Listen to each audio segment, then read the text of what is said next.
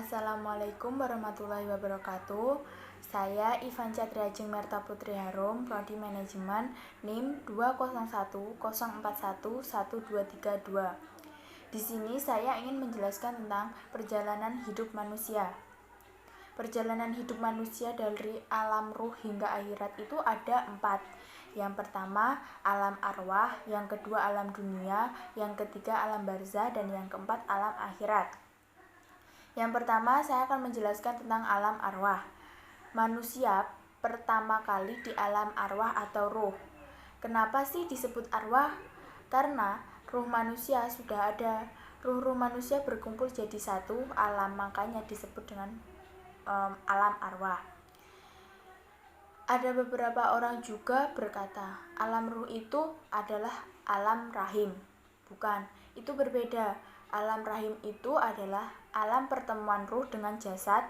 Makanya kalau kita lihat di hadis Nabi, jasad dan ruh itu akan dimasukkan ke jasad kita ketika usia 4 bulan. Jadi sebelum 4 bulan kita tidak mempunyai jasad atau ruh. Manusia pada hakikatnya yaitu beriman kepada Allah. Semua manusia harus beriman tanpa terkecuali. Dan yang kedua, saya akan menjelaskan tentang alam dunia. Alam dunia adalah alam yang fana. Alam dunia ada sejak manusia lahir sampai manusia dicabut. Dan untuk agama kita sendiri tergantung dari orang tua kita. Maka dari itu orang tua itu sangat berperan penting untuk beragama kita. Kalau saya dari lahir sudah beragama Islam karena sudah turun-temurun dari nenek moyang saya, dan orang tua saya sudah mengajari saya tentang agama Islam. Dan yang ketiga, saya ingin menjelaskan tentang alam barzah. Alam barzah adalah alam yang bersebelahan dengan kita, tapi kita tidak bisa melihat. Alam barzah adalah alam penantian sampai malaikat Israfil meniup sangkakala. Dan yang keempat adalah alam akhirat atau alam keabadian. Alam keabadian itu ada surga dan neraka. Jika kita ingin nantinya hidup di surga dan bahagia di surga, kita di dunia harus menjadi orang yang baik, menjadi yang patuh dengan agama.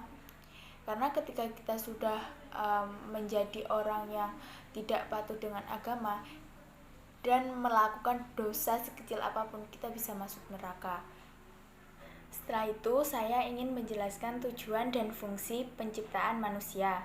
Tujuan dan fungsi penciptaan manusia itu ada 2. Yang pertama adalah Abdullah, hamba Allah. Yang kedua, khalifah, pemimpin atau pengganti Allah di bumi ini. Orientasi manusia sudah ditetapkan di dalam Al-Quran, yaitu kita hidup di dunia ini, tapi akan hidup di akhirat. Jadi seimbang atau balance. Orientasi yang tidak jelas atau ngawur pada akhirat adalah meninggalkan dunia, yang disebut sufi atau nasahud. Orientasi yang tidak jelas juga terdapat pada dunia, yaitu meninggalkan akhirat, jadi bekerja tanpa tahu waktu atau materialistik. Orientasi sesungguhnya adalah bekerja keras untuk akhirat. Jadi sama saja yang ditetapkan oleh Al-Quran. Dan yang terakhir, saya akan menjelaskan tentang tips hidup sukses menurut Al-Quran.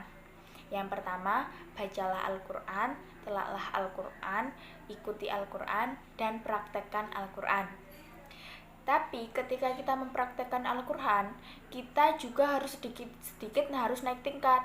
Jadi tidak harus pada titik-titik itu saja. Jadi ketika kita sudah hafal pada juz ini, juz 1 ataupun 2, kita harus naik tingkat lagi, harus menghafalkan juz 3, 4, dan sampai seterusnya. Jadi kita hidup itu untuk berproses, tidak pada titik-titik itu. Jadi sumber atau kunci kesuksesan kita itu terdapat pada Al-Quran.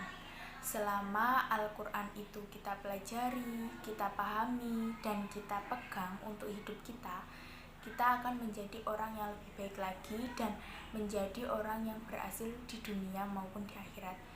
Maka dari itu, kita tidak boleh menyia-nyiakan Al-Quran atau sampai membiarkan Al-Quran di dalam rumah tanpa kita membacanya. itu sangat berdosa. Padahal Al-Quran bisa membuat hidup kita menjadi lebih baik lagi dan menjadikan hidup kita orang yang lebih bersyukur kepada Allah.